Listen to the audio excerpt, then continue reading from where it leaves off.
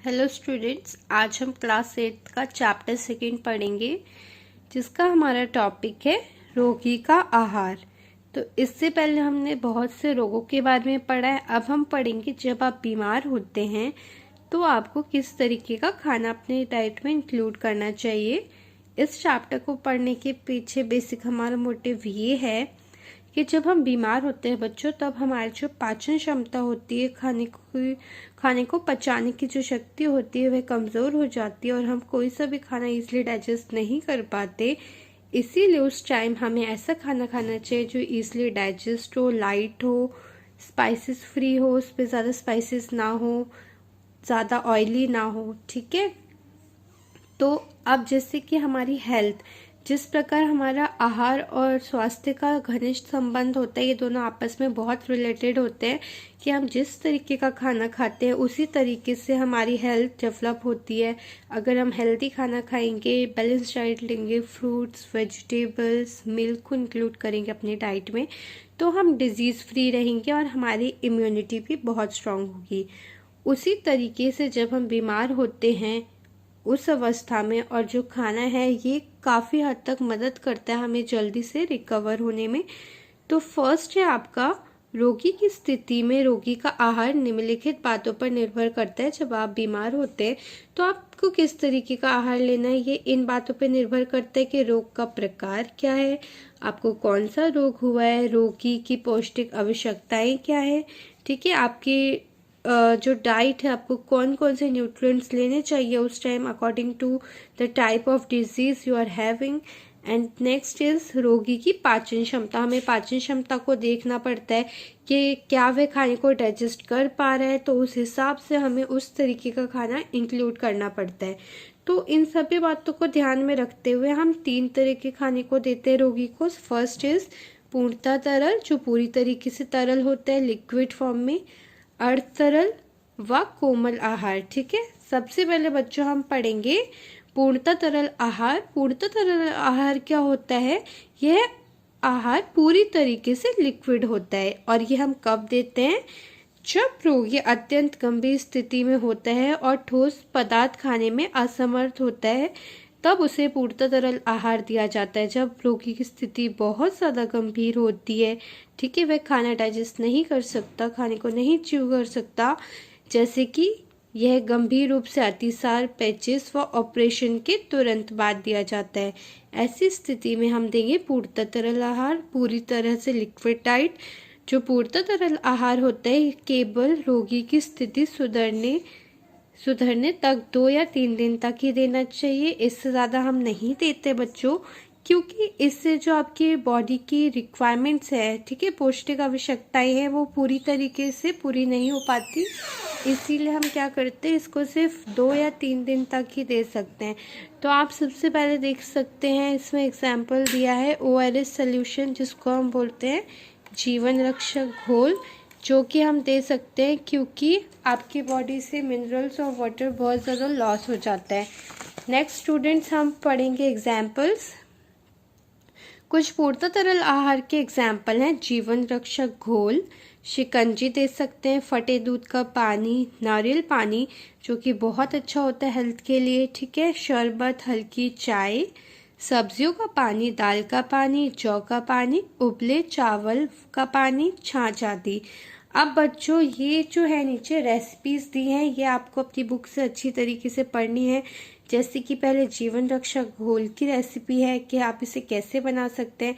तो इस पर बच्चों आपको सिंपल क्या करना होता है, आपको पानी लेना है 1 गिलास, उसको गर्म करके ठंडा करना है, फिर उसमें चुटकी भर नमक या फिर चीनी मिला सकते हैं। नमक और चीनी मिला के अगर आप चाहे तो ग्लूकोज भी डाल सकते हैं।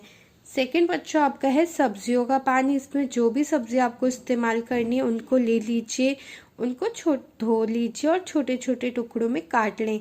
फिर इसे क्या करना है, इसको आपको पानी में डालकर गलाना है जब तक ये गल ना जाए।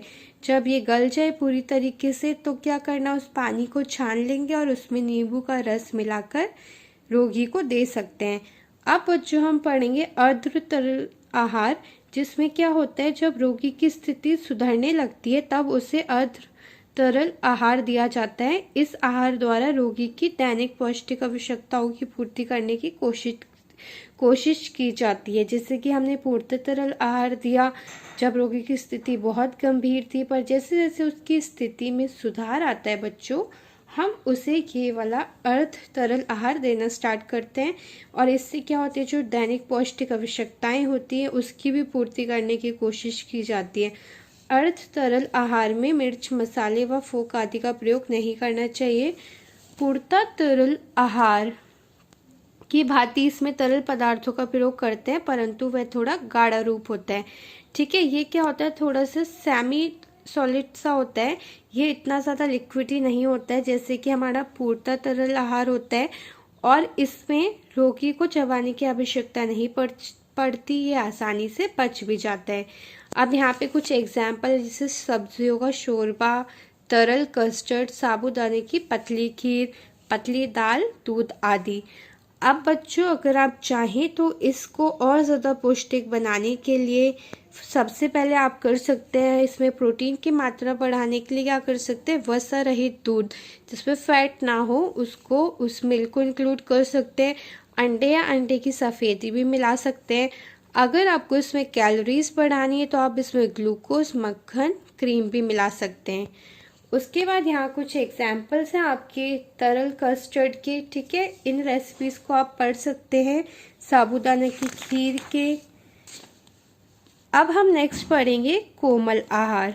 कोमल आहार कब देते हैं, जब रोगी की स्थिति में काफ़ी सुधार आ जाता है तो उसे कोमल आहार दिया जाता है। कोमल आहार द्वारा रोगी के पाचन संस्थान पर अधिक भार नहीं पड़ता और रोगी की पौष्टिक आवश्यकताएं भी पूरी हो जाती है। अब जब आपकी कंडीशन बेटर हो चुकी है तब हम धीरे धीरे आपको नॉर्मल डाइट पे लाना स्टार्ट करेंगे। ठीक है, आपको ऐसी डाइट देंगे जिससे आप जल्दी रिकवर हो सके, आपकी दैनिक पौष्टिक आवश्यकताएं पूरी हो सके, आपके पाचन संस्थान पर, डाइजेस्टिव सिस्टम पर ज़्यादा भार नहीं पड़े। तो इसमें कुछ एग्जाम्पल हैं, नरम चावल, खिचड़ी, सूजी की खीर, नरम दलिया, भली प्रकार गली हुई सब्जियां, दाल, छिलके व बीज रहित फल। कोमल आहार बनाते समय हमें कुछ बातों का ध्यान रखना चाहिए, जिसमें पहला है खाद्य पदार्थों को भली प्रकार गलाकर नरम कर लेना चाहिए जिससे रोगी को पाचन संस्थान को कष्ट ना हो। जो भी आप खाने की चीजें, जितने भी फल सब्जियां मिला रहे हैं उनको अच्छे से गलाकर नरम कर ले। ठीक है, उसके बाद है रेशे वाली सब्जियों और फलों को गलाकर छानकर रेशे अलग कर रोगी को देना चाहिए। जिससे हरे पत्तेदार सब्जियों को पकाकर छानकर प्रयोग करना चाहिए। जितने भी सब्जियां जिसमें रेशे होते हैं आप क्या करें, उनको पकाकर गला लें और उसके बाद उसका जो रेशा है उसको छानकर अलग करके रोगी को दीजिए। उसके बाद खाद्य पदार्थों को पकाने के लिए उतना ही पानी का प्रयोग करें जितनी आवश्यकता हो। बच्चों ज़्यादा पानी यूज़ करेंगे तो आपको पूरा ही कंज्यूम करना पड़ेगा, इसीलिए कम पानी यूज़ करिए, क्योंकि आप जितने पानी में उसको उबालेंगे, गलाएंगे, जितने भी उसके विटामिन मिनरल्स हैं वो उस पानी में आ जाते हैं। रोगी को आहार थोड़ी थोड़ी मात्रा में थोड़े थोड़े समय के पश्चात देना चाहिए जिससे पाचन संस्थान पर अधिक भार ना पड़े। आप कोशिश कीजिए कि रोगी को एक साथ बहुत सारा खाने को ना दें, थोड़े थोड़े इंटरवल पर देते रहें उसे खाने के लिए। ठीक है, आहार की पौष्टिकता बनाने के लिए दूध व दूध से बने पदार्थों का प्रयोग अधिक करना चाहिए। अब अगर आप खाने के पदार्थ को और ज़्यादा पौष्टिक बनाना चाहते हैं तो आप उसमें दूध या दूध से बनी चीज़ें इनको भी इंक्लूड कर सकते हैं जिससे उसकी न्यूट्रिशनल वैल्यू बढ़ जाएगी। अब यहाँ पे कुछ एग्जाम्पल्स दिए हैं बच्चों कोमल आहार के, जैसे कि खिचड़ी। ठीक है, तो खिचड़ी के लिए आपको चावल चाहिए, मूंग धुली दाल चाहिए, पानी, नमक, हल्दी। आप क्या करेंगे, चावल और दाल को अच्छे से धो लेंगे, किसी साफ बर्तन में पानी डालेंगे, पानी जब उबल जाए तो चावल और दाल डाल देंगे, इसमें आप नमक मिला लीजिए। आप इसे और पौष्टिक बनाना चाहते तो आप इसमें बारीक कटी सब्जियां जैसे घिया, गाजर, मटर आदि भी डालकर मिक्स कर सकते हैं और इसको नमक और हल्दी डालकर बंद करके कुछ सीटी लगने तक आप इसे बना लीजिए। फिर आप इसको क्या कर सकते हैं, दही या रायते के साथ भी ले सकते हैं। नेक्स्ट बच्चों आपका है पौष्टिक नमकीन दलिया। ठीक है। नमकीन दलिया है, आपने नॉर्मल दूध वाला दलिया तो खाई होगा, पर पौष्टिक नमकीन दलिया क्या होता है, जिसमें हम दलिया लेते हैं, दाल भी लेते हैं, सब्जियां भी लेते हैं और उसमें नींबू, नमक, काली मिर्च वगैरह भी डाल सकते हैं, जिससे क्या होती है, इसकी न्यूट्रिशनल वैल्यू बढ़ जाती है। इसको भी आप अपनी बुक से पढ़ सकते हैं अच्छे से। और इसी प्रकार बच्चों हमारा ये चैप्टर कंप्लीट हो गया। अब आप सभी बच्चों को इसमें जो क्वेश्चंस दिए हैं इनको अपनी कॉपी में लिखना है, ठीक है। आई होप बच्चों आपको ये समझ आया होगा। Thank you.